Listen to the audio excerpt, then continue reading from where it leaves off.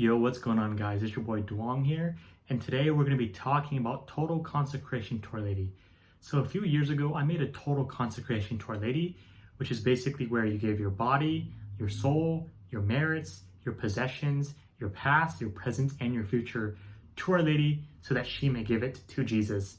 So she'll beautify your works and present it to Jesus. So why did I do this? Well, the saints say that the Blessed Virgin Mary is the safest, most secure, surest, easiest, fastest, most perfect way to Jesus Christ. Now, why is this? Well, we know that Mary's will is God's will. In the Bible, she says, "Be it done unto me according to thy word." And she also says, "Do whatever he," that is Jesus, tells you.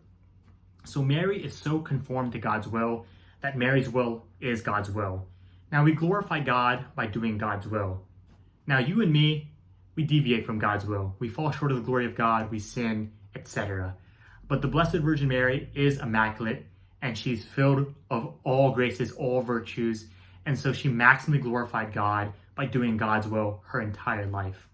And so when we submit ourselves to the Blessed Virgin Mary and give all of our good works to her so that she could present it to Jesus, we are actually conforming ourselves to the divine will. We enter into Mary's fiat and reproduce the fiat of Mary within us, and she presents it to Jesus. And just as the queen gives all things to the king, and the king is pleased in the queen, so too we give all things to Mary, so that she gives it to Jesus, and Jesus is more pleased in the good works because he sees the queen in our works. So basically, total consecration to Our Lady is to maximally glorify Jesus by going through Our Lady. And just as Jesus came to this world by first coming through the Blessed Virgin Mary and submitting himself to her, being obedient to her for 30 years, we too return to Jesus by going through the Blessed Virgin Mary and submitting ourselves and being obedient to her, becoming her holy slaves. And in fact, what's interesting is that this is not something recently taught just by St. Louis de Montfort, St. Maximin Kolbe, St. Alphonsus, St. Bonaventure, but this actually goes back to the Church Fathers. So St. Ildefonsus of Toledo actually teaches this, and same as St. John of Damascus. So let's see where they say this. St. Ildefonsus of Toledo says, "For this reason I am your slave, because your son is my Lord. Therefore you are my lady, because you are the slave of my Lord.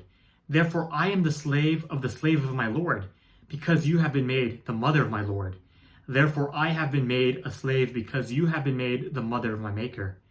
And this is found in De Virginitate Perpetua Sancta Maria 12, found in Patrologia Latina, volume 96, column 108. He goes on to say, "So in this way, one refers to the Lord, that which serves the slave. So what is delivered up to the mother redounds to the son. Thus passes to the king the honor that is rendered in the service of the queen." This is found in PL 96, column 108. And the following is said as well, "Grant that I may surrender myself to God and to you, to be the slave of your son and of you, to serve your Lord and you." Wow, look at that. And that's found in PL 96, 105. And St. John of Damascus also says the same thing. He says, "We are present before you, O Lady. Lady, I say, and again, Lady, binding our souls to our hope in you, and as to a most secure and firm anchor.